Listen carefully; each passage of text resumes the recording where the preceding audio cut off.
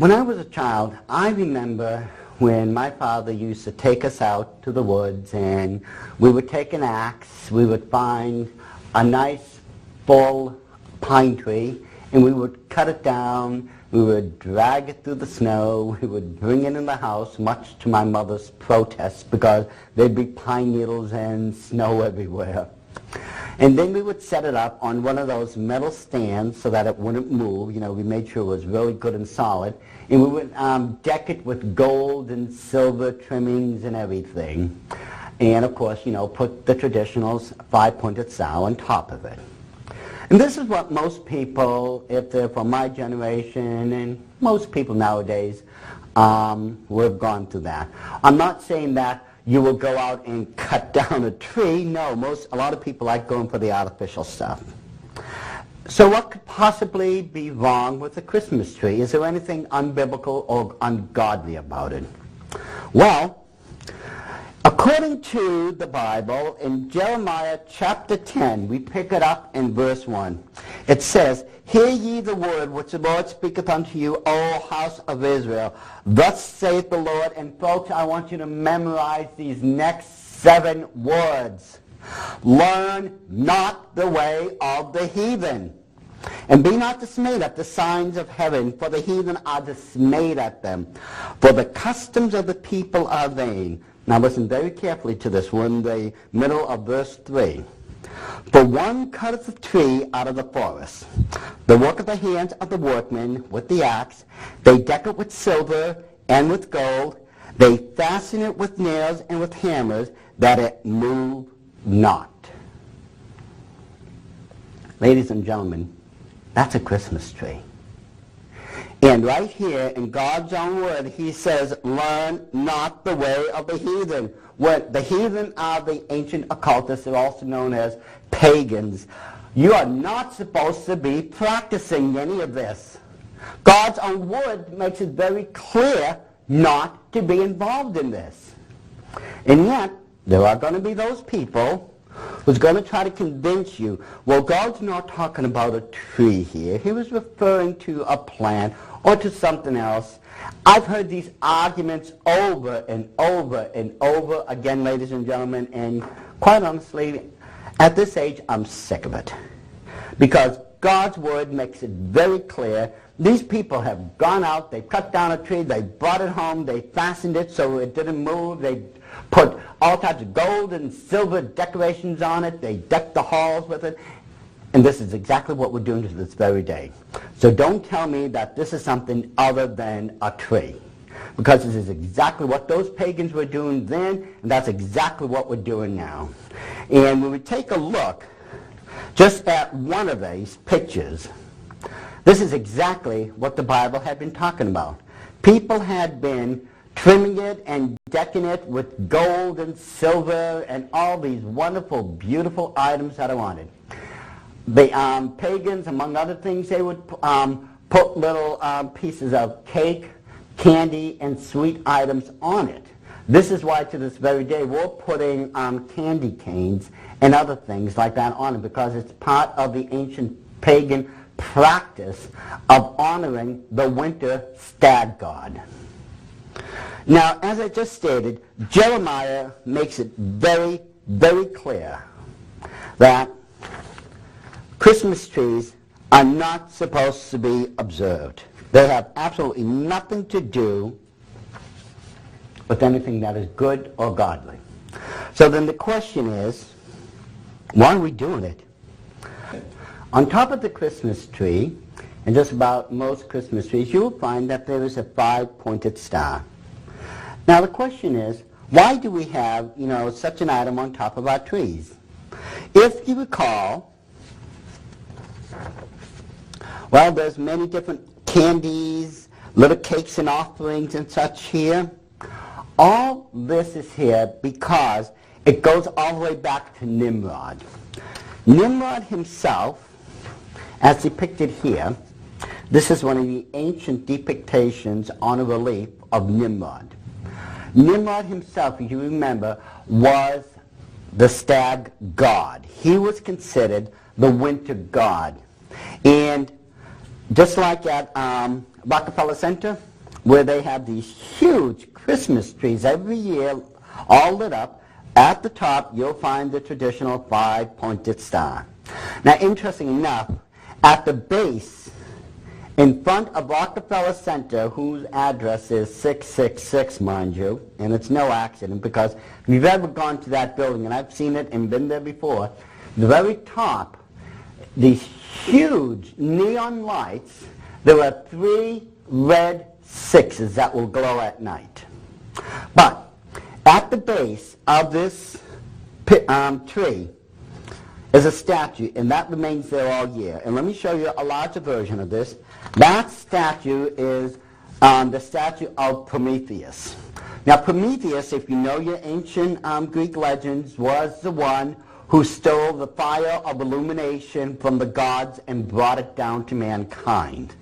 So mankind now had illumination or the enlightenment of wisdom. He stole the fire from the gods. So, why are there, among other things, Christmas lights on the tree? Well, you see, there's a lot of history behind this. You see, in the old days, people from the old world, like me and others, and from the ancient days, and the people who are practicing the occult to this very day, candles would be put on top of the trees, among other things, because it was the dark times. You know, this was a season of the year in which most of the sun was gone and it was constantly dark out. Well, candles were lit that was actually used as a beacon to the winter god, so that during the evenings he would see those lights fly over and come around your house and bless the people inside of the house in your home for welcoming him back in. This is why the candles were used, and to this very day, we're still using these seasonal lights. We've got electric lights, so we've modernized the practice of welcoming back the stag god. We put them around the tree, we'll put them in the windows, and we have these massive displays outside, in which these lights, according to the ancient occult practice now, is supposed to welcome back onto the earth the winter god. Now, part of the practice of Christmas is hanging, first of all, is the Yule log fire. Now this, the log inside of it is referred to as the Yule log. Now it's not called Yule for no reason at all. Remember, this is December 21st, the human night sacrifice of Yule. Now tradition teaches us in the occult, no longer me because I'm a born-again Christian, God be praised, but tradition in the occult teaches that, first of all, the Yule log should be made out of birch.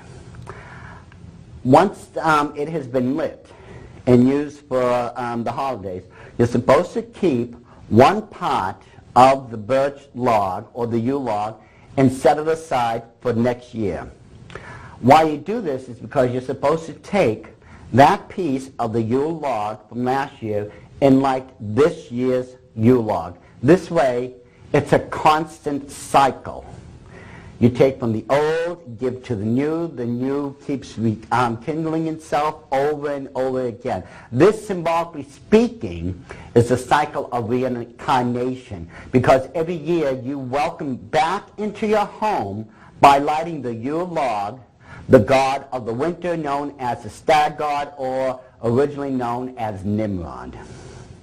Now, what could possibly be so ungodly about kissing underneath the mistletoe?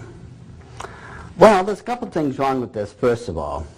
One thing I will warn you about, people, whatever you do, never touch those berries. 3 of them could kill you. This plant is so poisonous. Among other things that's wrong with it, mistletoe itself was very sacred to the Druids. It was a fertility plant. This was a very sacred plant to the Druids, from which the Illuminati claimed direct ascendancy from. They claimed to be the modern day Druids, or the modern day rendition of the Druids. And it's because this is a fertility plant that people kiss underneath it. Now, with the mistletoe, we have another fertility plant known as the wreath. You know, we make a Christmas wreath. It's green and red, and you will constantly find green and red throughout the Christmas season, because in the occult world, those are the two colors that are used for this season. And for every season, they do have specific colors that's used for their occult magic and occult belief system. Now, the wreath itself is always circular if they're an occult practitioner, and there will always be candles in the center of it. The reason this is so, as I said before, this is another fertility symbol. The candle or candles represent the male phallic symbol. The circle represents the female reproductive organs. This is why it is symbolically speaking, a fertility symbol. And this is something, symbolically speaking, we have a circle here, man out of the wreaths, that represents reincarnation. In other words, the life, the birth, and the death of the stag god every single year.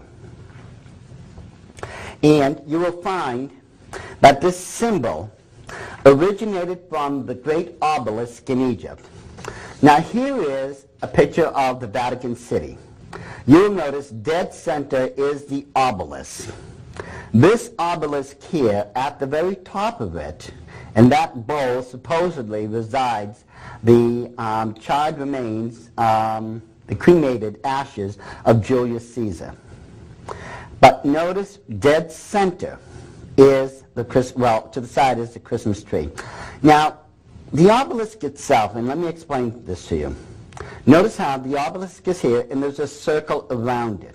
This is a very ancient, occult, pagan symbol of fertility. Now, you'll notice that there are sets of lines, two here, and all the way around. Now, the reason the obelisk was designed in such a fashion was because it's really, in actuality, a giant heliocentric sundial. The shadow of this obelisk, and all obelisks, wherever they are throughout the world, is going to fall in a certain place depending on the position of the sun. Now, if the obelisk shadow falls within any of these two lines, it is another night of human sacrifice. That's why there's 8 sets of them, because the shadow will fall in between these sets throughout the year. And of course, as I said before, notice, you know, the Vatican Church is going to make sure they have their pagan Christmas tree right here in St. Peter's Square.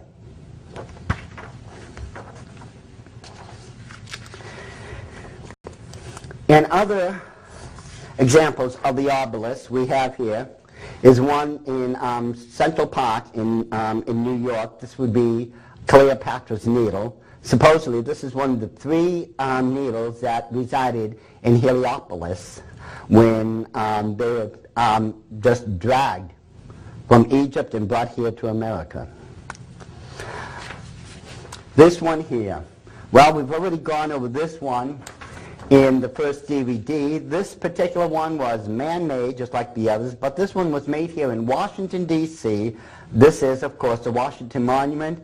555 feet above ground, 111 feet below ground, making for the total height of this occult pagan symbol 666 feet exactly. And if you notice, like the other ones, here we have the male phallic symbol, and there is a circle all the way around it, which represents the female reproductive organs. This is nothing but the ancient occult fertility symbol of Semiramis and Nimrod, just brought to the modern day through the organization of the Illuminati.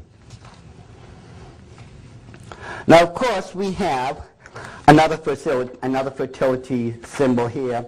This one is the holly. These are holly berries, and again, this is another sacred plant in the Illuminati. they still worship this as one of the more sacred plants. It's another fertility symbol. As I said before, these are the holly berries. And, of course, there is, from the old country, the person known as the Holly King. Okay? It's from the Holly King, the whole story is behind the Holly King and such, where eventually another person comes into play. From the Holly King, you get who's known as Santa Claus. Now, Santa Claus is an interesting study because, you know, through Santa Claus, the Illuminati has tried to prove that they are like gods on the earth, through the myth. Now, when we go through the story of Santa Claus is actually supposed to be all-knowing. I mean, think about this. Doesn't Santa Claus know who's been good and who's been nice every single day of the year? That's one of Santa Claus's ability. He knows exactly who's been good and who's been nice, and he knows how this has worked for each individual throughout the year. Well, Santa Claus has the ability of being omnipresent, or just about, because on the night of Christmas, is he not able to traverse the entire world and literally just about be everywhere at the same time and drop off who knows how many billions of presents? Well, at least that's what the story tells us. And Santa Claus, his sleigh, if you notice, is pulled by 8 reindeers. Now, these are commonly known as stags. This is why, if you notice very quickly, people, Santa Claus is just another representation of the stag god. And it's for 8 reindeers, 8 for no reason at all. You see, 8 is the only number that if you put it on its side becomes an occult symbol, which is the number for infinity, or the act of reincarnation throughout the year. In this case, Santa Claus. Now, here we have one of the ancient depictions of the stag god. It's one of the few bronze reliefs that we still have. You notice he has the horns as a stag, and he has this bracelet here, and other things that denote him as the stag god. Santa's little helpers, and this is what really kills me, you know, rather than own up to the truth, what we've done here in America, well, we've given them a cute little look, you know. Well, these are just little helpers dressed in green and red, and they help Santa throughout the year, you know, making toys and whatnot. But you see, the traditions of most of America, of most of the holidays, come from Europe. And the true elves of Christmas were very horrible, evil little creatures. They went around and caused mischief for everyone or anyone who came across them. And the problem is, these elves have now, ever since the 40s and up to this day, because of J.R.R. Tolkien, have now become tall, slender, beautiful-looking beings with great power and all this. They've been transformed as a result of that. But the truth of the matter is, the ancient traditions and pictures do not lie. They point out to us that the traditional elves were nothing but small, demonic, imp-like creatures who caused anyone trouble who came across their paths. And there's a very interesting elf that you'll find in Scotland. It's around Argyll. This is a giant wooden elf. And if you notice, it is anything but a cutesy little, warm, fuzzy little creature. This is a horrible, evil-looking creature. And that's what they were all about. Elves, you know, only became, you know, cutesy once we decided to try to dress up the occult practice of Yule and call it Christmas and make it something palatable. And as I stated before, well, of course, over the Christmas fire, the Yule log fire, well, we hand Christmas stockings. Stockings have, according to the ancient practices, is where presents were left, not for the person to get, but they were supposed to leave presents there for the Yule god, for the stag god to take. But we've reversed it, and supposedly now, those are there for our benefits. People put small gifts and items in them, and if Santa Claus determines you're bad, you get, charcoal put in them instead, Now, all this is where, from the occult world, the modern-day practice of Christmas has come from. But the question that we need to ask is this the birthday of Christ? Was Christ born on December 25th? And if not, whose birthday is it? Now, when we turn to the book of Luke, we're going to get a major clue as to whether or not Christ was born on the 25th of December, let alone during the season. According to Luke chapter 2, and it goes from verse 1 to verse 5, it says, "And it came to pass in those days that there went out a decree from Caesar Augustus that all the world should be taxed. And this taxing was first made from Saturnalia, was governor of Syria, and all went to be taxed, every one into his own city. And Joseph also went up from Galilee, out of the city of Nazareth, into Judea, unto the city of David, which is called Bethlehem, because he was of the house of the lineage of David, to be taxed with Mary, his espoused wife, being great with child." Okay? So, we have a biblical marker right there. There was, historically speaking, and we can prove this, a taxation from Caesar Augustus. Now, according to the ancient records, this taxation happened during the month of September. Now, let's just keep that in mind as we go along. Picking it up, chapter 2, verse 8, it says, and this is very important, "And there were in the same country shepherds abiding in the field, keeping watch over their flock by night." Now, there are shepherds out in the field right now, and they're watching over the flock. I have spoken to many Jewish friends of mine and to rabbis I've known about this passage.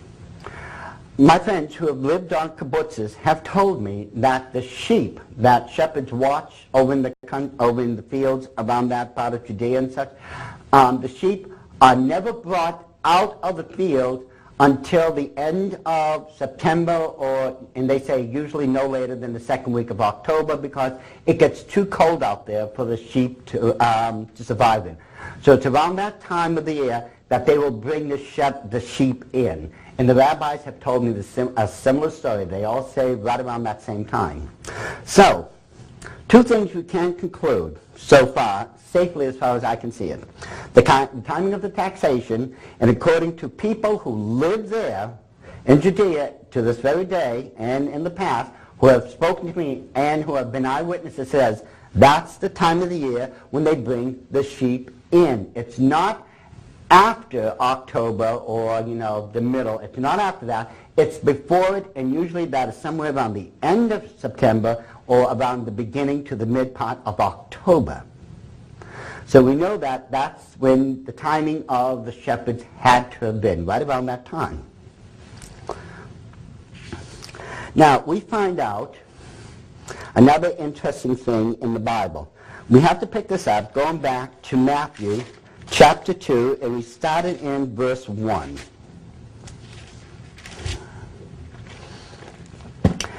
And this is going to be a bit of a lengthy one, but just bear with me. This has a lot of important information for us. Now when Jesus was born in Bethlehem of Judea in the days of Herod the king, behold, there came wise men from the east of Jerusalem, saying, Where is he that is born King of the Jews? For we have seen his star in the east, and are come to worship him. When Herod the king had heard these things, he was troubled, and all Jerusalem with him. And when he had gathered all the chief priests and scribes of the people together, he demanded of them where Christ should be born. And they said unto him, In Bethlehem of Judea, for thus it is written by the prophet, And thou, Bethlehem, in the land of Judah, art not the least among the princes of Judah. For out of thee shall come a governor, that shall rule my people Israel. Then Herod, when he had privily called the wise men, inquired of them diligently what time the star appeared. And he sent them to Bethlehem and said, Go and search diligently for the young child, and when ye have found him, bring me word again, that I may also come and worship him. When they had heard the king, they departed, and lo, the star which they saw in the east went before them till it came and stood over where the young child was. And when they saw the star, they rejoiced with exceeding great joy. And when they were come into the house, they saw the young child with Mary, his mother, and fell down and worshipped him. And when they had opened their treasures, they presented unto him gifts, gold, and frankincense, and myrrh. We'll just stop it there. And when they were come into the house, they saw the young child with Mary. Guess what? They did not find him in the manger. You know, according to ridiculous traditional beliefs, Christ was visited by everyone in the manger. Now this, a friend of mine took this photo for me, Lynn Shaleski. This is quite a manger scene. You know, we have three wise men. Now according to Catholic teaching, that's Gaspar, Balthazar, and Melchior. We have an angel there. We have a shepherd there. Camels. We have a donkey and a couple of sheep. And most of those people weren't there. You see, the Bible tells us that when Christ was born, Mary and Joseph was put out in the manger because there was no room for them in the stalls. And according to what we just read right now, it says about the wise men, and when they were come into the house, they saw the young child with Mary, his mother. You see, they never made it to the manger. They never did. You see, this is 2 years later after Christ was born. Go into the Bible, it makes it very, very clear that, first of all, these wise men, when Christ was being born, they saw the great star of the east. They weren't there in Judea when they saw it. These people are from the far east.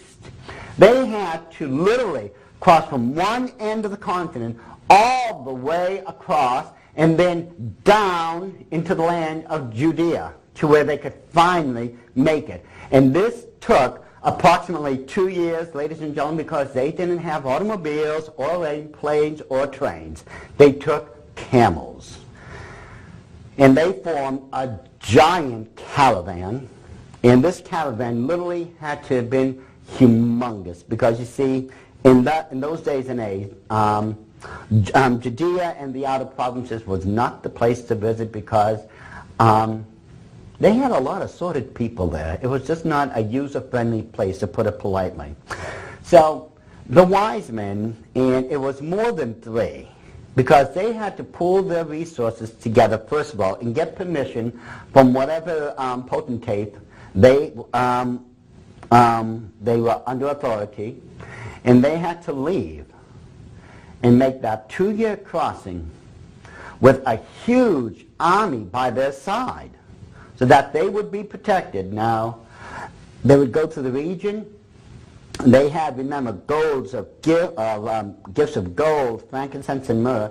And when they got to Christ, it was 2 years later, and then they presented him with the gifts. And it is 2 years because if you recall, further on in the Bible, it said that Herod was so upset that he could not find out from the wise men where the baby Jesus was because he didn't want to worship him. He wanted to murder him. So, once the wise men had told him what had happened, he knew that Christ was 2 years old at this point, which is why he told his soldiers to go out into Jerusalem and kill all the 2-year-old male children. From 2 and under, they were all supposed to be butchered. That's why it was 2 years old, because of the timing. This is what was going on. Christ was 2 years old at this time. The wise men had informed Herod how long it took them to get from one end of the continent to where they were now. And so all he had to do from that point was just tell the soldiers, kill all the male children 2 and under. So the question then becomes, if it wasn't the Lord's birthday, whose birthday was it? If you recall, back in our first DVD of this series, we found out that Semiramis and Nimrod had a child known as Tammuz. And Tammuz was supposed to be the reincarnation of Nimrod because he had been killed. Now, Tammuz's birthday, according to the ancient records and everything, Tammuz was born on December 25th. Now, according to occult practice, remember, Yule is the night of December 21st. It's the longest winter night for the year. And it is on this day that a night of human sacrifice occurs. What had happened, in order to marry this new movement of Catholicism into paganism, they took December 21st, moved it up to December 25th, the birthday of Tammuz. There was also a major Roman festival at that time on December 25th known as Saturnalia. Saturnalia was a big festival in which, there would be these huge parades of people going through the cities and to the heart of Rome. They would be dressed in their finest outfits, and they would be bringing offerings and gifts and everything. And there'd be, a lot of wine drinking. There'd be ham and birds being served as parts of the banquet. And gifts were actually being given to all the people, and there was a lot of wine and merriment. Well, you know what? The same thing goes on to this very day. Aren't we given, these Christmas gift offerings, and aren't we, still having the Christmas ham, and aren't we giving gifts to one another? And don't we still have, these long Christmas parades? I think they're called, they're in New York and other places. We have these huge parades. Trust me, ladies and gentlemen, Saturnalia is still being practiced to this very day on December 25th, except all we've done is candy-coat it, we've Christianized it, and we've called it Christmas.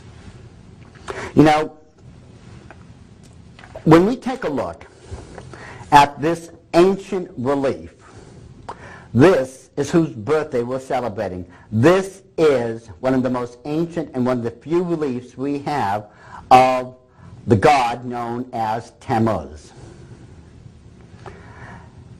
And it really saddens me to think that somehow we've allowed this pagan god to be deified and allowed to be the god of Christmas.